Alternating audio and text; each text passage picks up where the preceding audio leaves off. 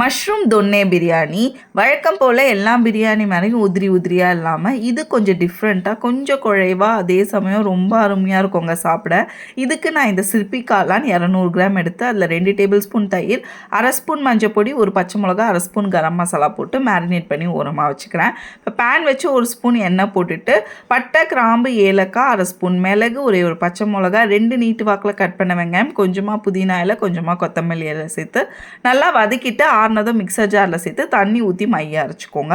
இப்போ ப்ரெஷர் குக்கரில் 1 table spoon எண்ணெய், 2 டேபிள் ஸ்பூன் நெய், பட்டை, கிராம்பு, ஏலக்காய், பிரிஞ்சி இலை, 2 வெங்காயம் நீட்டு வாக்கில் கட் பண்ணது, 1 ஸ்பூன் இஞ்சி பூண்டு பேஸ்ட் போட்டு நல்லா வதக்கிட்டு வெங்காயம் நல்லா வதங்கினோடனே நம்ம அரைச்ச பேஸ்ட்டும் ஆட் பண்ணி நல்லா வதக்கிக்கோங்க.